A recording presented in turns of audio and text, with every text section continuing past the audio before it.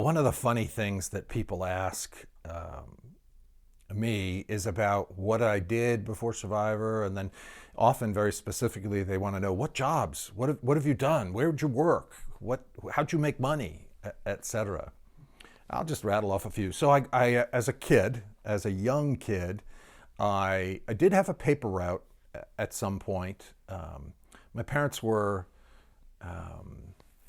oddly, ineffectively, strangulatingly strict at times.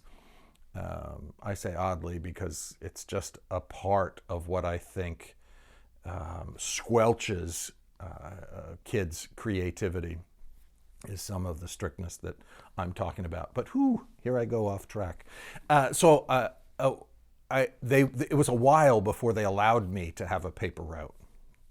They didn't want me walking alone somewhere and delivering papers, but I did have a paper route.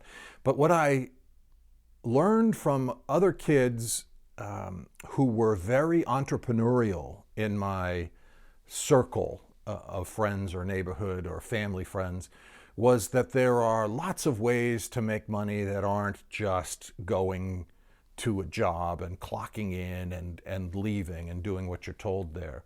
And so one of the ways I made money was doing something I absolutely loved. I loved the ocean. I was always in the water, body surfing or snorkeling or scuba diving, whatever it was. But as a young kid, I got a mask and snorkel and a garden tool, like a little hook or claw or even this little garden shovel.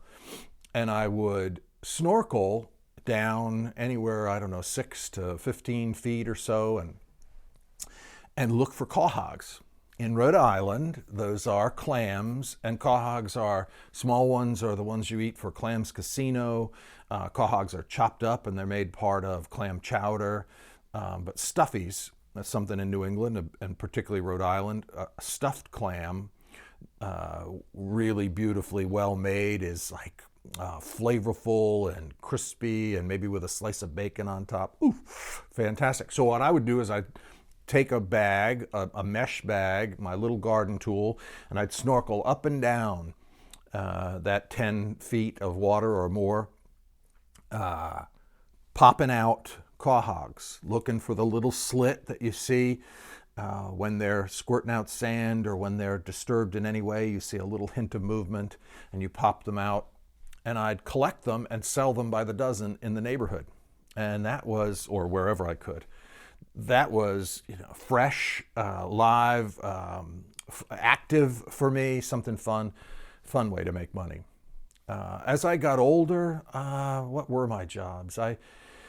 I did all kinds of things. I was a bartender and waiter for years and years and years, many years in many different settings and venues. I had lots of experience waiting tables and getting to know who people were, all different kinds, casual restaurants, formal restaurants. That was a good time. I was a manager at a grocery store at one point in Silver Spring, Maryland. I did some word processing at another point in time. I was working with a company that sold drugs to doctors. Really big drug manufacturers would hire us to put on symposia all over the world and bring doctors and their wives there and talk about the benefits of their drugs. So the doctors would go to these seminars and the drug company would talk about the drugs, and I was responsible for taking the wives, because it was all men at that time. I don't know why. I never took any male doctors' husbands or female doctors' husbands. Never took. It was all wives that I would take golfing or shopping or whale watching. I did all kinds of things with these wives at almost no budget. Whatever those wives wanted, they got. And I think that was the drug company's way of really getting those doctors to sell their drugs. Those are a few of the jobs I've had. Typically, I like working for myself, and I started my own company as a corporate trainer decades ago, 20 years or so before Survivor.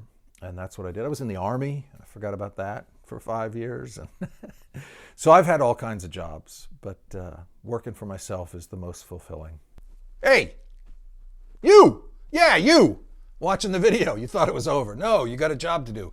Click the like button and subscribe right below. Come on, get on it now! And feel free to comment. Go ahead, tell me how arrogant I am. Tell me how much you can't stand this or that. I'll listen. Comment away.